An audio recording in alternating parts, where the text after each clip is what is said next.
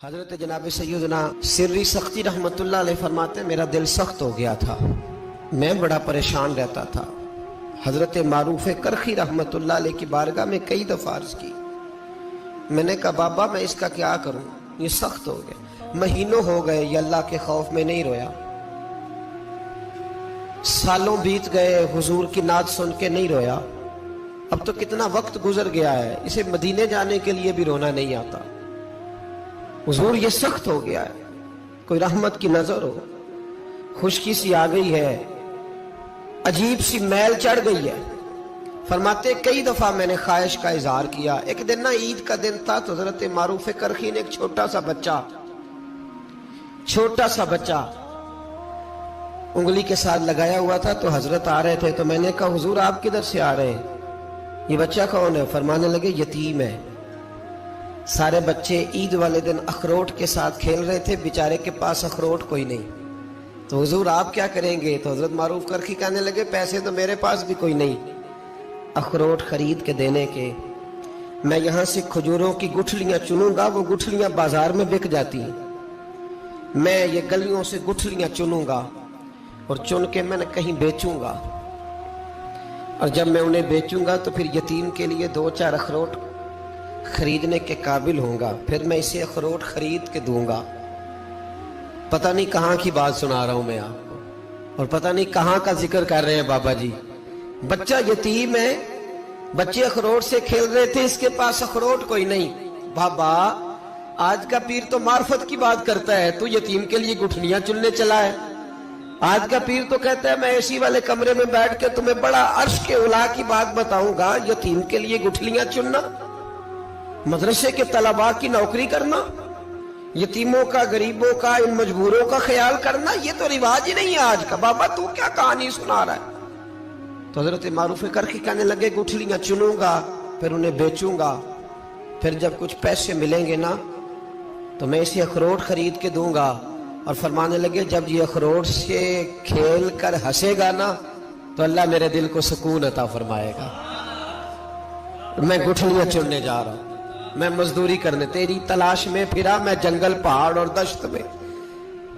تو حضرت سری سختی فرماتے ہیں میرے گھر میں پیسے تھے، میں نے کہا حضور اگر یہ نوکری مجھے مل جائے تو میں غلام جو ہوا، اگر مجھے دے دیں یہ نوکری تو میں نہ کر لوں؟ فرمانے لگے تو کر لے۔ فرماتے میں اس یتیم کو پہلے گھر لے گیا، وہاں سے میں نے پیسے لیے، پھر بازار لے گیا، کپڑے خریدے، اس کے لیے ٹوپی خریدی، پھر میں نے اسے 2 کھجوریں کھلائیں، پھر اخروٹ خرید کے دیے۔ حضرت سیدنا معروف کرخی کہتے ہیں اس کو میں نے چیزیں دے کے نا، وہ بچہ تھا، بچے ہی ہوتے ہیں، میں نے جب اسے اخروٹ دیے تو وہ دوڑنے لگا، میں بھی ہلکا ہلکا پیچھے چلنے لگا۔ فرماتے ہیں وہ جا کے بچوں کے گروہ میں مل گیا، وہاں درجنوں 20 بچے کھیل رہے تھے، وہ مل گیا، وہ کھیلتا رہا۔ آپ فرماتے ہیں لوگوں اس دن میرے رب نے میرے دل کو اپنے قرب کی لذت بھی عطا کی، اور میرا دل تھا میرے سینے پر ساری رات، تھا میرے سینے میں میرا دل، پر ساری رات میرے نبی کے قدموں کا طواف کرتا رہا ہے۔ اب نہ لگ گیا ہے، پاک ہوئے تے پاک بھی ملدا ہے، اے بنا پاکوں پاک نہیں ملدا۔ ساڈے وجود نو تون دے نالوں اکو تولا ٹکڑا دل دا، دل لگا کے، دل لگ جائے تو پھر وہ لگ جاتا ہے۔ آپ یقین کریں لگتا ہے تو مزہ دیتا ہے، اور جب تک لگتا نہیں پھر کوئی بھی کیف سرور حاصل۔ امام زین العابدین رضی اللہ تعالیٰ عنہ مولا علی شیر خدا کے پوتے، امام حسین کے صاحبزادے، سیدہ پاک کی پیاری نسل، امام زین العابدین گھر میں نماز پڑھ رہے تھے، غور کرنا بات پہ، گھر پہ نماز پڑھ رہے تھے، گھر میں آگ لگ گئی۔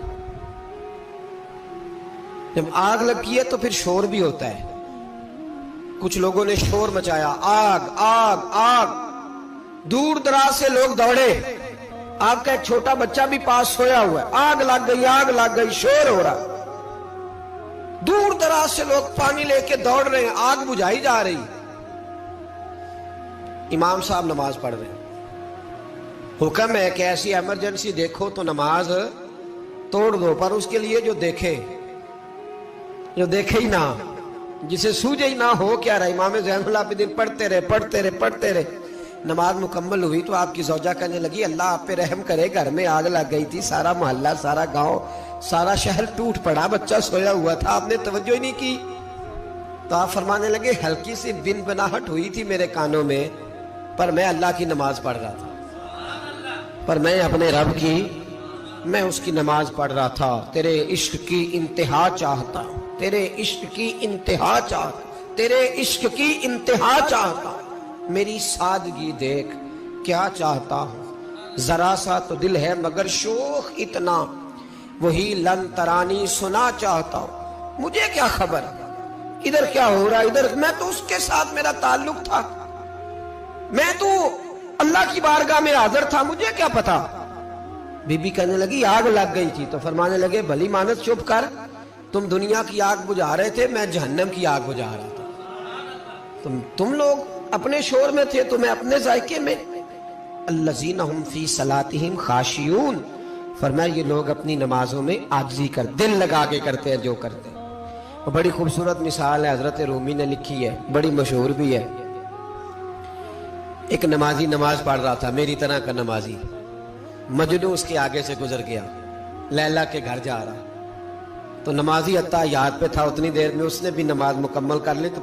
پیچھے سے جا کے مجنو کا گریبان تھاما، کہنے لگا شرم نہیں آتی تجھے، مسئلے کا نہیں پتا، نمازی کے آگے سے نہیں گزرنا چاہیے؟ تو کہنے لگا یار معاف کر دو، مجنو کہنے لگا معاف کر دو، غلطی ہو گئی،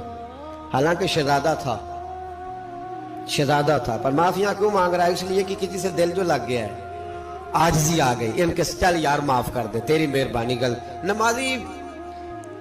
نمازی ناراض نہ ہو جائے، نمازی بڑے ڈاڈے ہوتے ہیں، کئی دفعہ بڑے سخت ہوتے ہیں، نمازی تھا بڑا پکا، تو وہ